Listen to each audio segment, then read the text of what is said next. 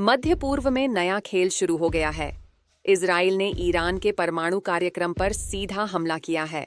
यह सिर्फ दो देशों की लड़ाई नहीं, बल्कि नई विश्व व्यवस्था की शुरुआत है। 71 साल से इजराइल मध्य पूर्व में अकेला परमाणु शक्ति था। सभी अरब देश उसके सामने कमजोर थे। अब ईरान परमाणु क्षमता के करीब पहुंच रहा था, तो इजराइल घबरा गया। पिछले हफ्ते इजराइल ने नतांज, इस्फहान और फोर्डो पर हमला किया।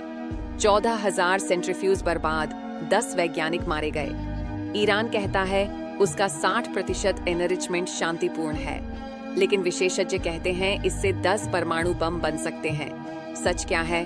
दोनों तरफ दावे हैं, सबूत कम।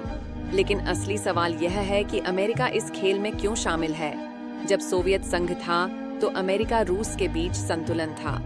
अब अमेरिका चाहता है कि कोई भी देश उसके बराबर न पहुंचे। चीन आर्थिक महाशक्ति बन गया तो अमेरिका ने ट्रेड वॉर शुरू किया। रूस यूरोप में मजबूत हुआ तो यूक्रेन का इस्तेमाल किया। अब ईरान मध्य पूर्व में संतुलन ला रहा है तो इजराइल के जरिए रोकने की कोशिश। यहाँ भारत के लिए सबक है। हमारे पास परमाणु हथियार हैं, लेकिन हमें और मजबूत बनना होगा।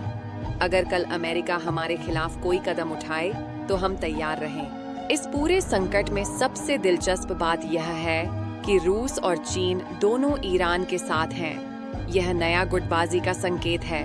एक तरफ अमेरिका इजराइल, दूसरी तरफ रूस चीन ईरान। सऊदी अरब चुप है क्योंकि वह दोनों तरफ खेल रहा है। तेल की वजह से अमेरिका से रिश्ते रखना पड़ते हैं, लेकिन इजराइल से नफरत भी है। भारत इस खेल में कहाँ खड़ा है? हमारे ईरान से तेल के रिश्ते हैं, इजराइल से तकनीक के। अमेरिका हमारा साझीदार है, लेकिन रूस पुराना दोस्त। यह संतुलन बनाना मुश्किल है, लेकिन एक बात साफ है, यह लड़ाई सिर्फ परमाणु हथियारों की नहीं, यह भविष्य की विश्व व्यवस्था के लिए है। कौन किस क्षेत्र पर राज करेगा, यह तय हो रहा है। अगर ईरान का परमाणु कार्यक्रम पूरी तरह खत्म हो जाता है, तो इजराइल मध्य पूर्व का बेताज बादशाह बन जाएगा। अरब देशों के पास कोई विकल्प नहीं बचेगा। लेकिन अगर ईरान किसी तरह अपना कार्यक्रम बचा लेता है, तो पूरा संतुलन बदल जाएगा। फिर इजराइल को भी दूसरों से बात करनी पड़ेगी। भारत को इस स्थिति से फायदा उठाना चाहिए। हमें अपनी रक्षा क्षमता बढ़ानी चाहिए और दुनिया में अपनी जगह मजबूत करनी चाहिए।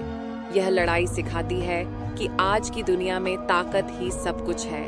कानून और न्याय तभी काम आते हैं जब आप कमजोर हों। सत्यमेव जयते।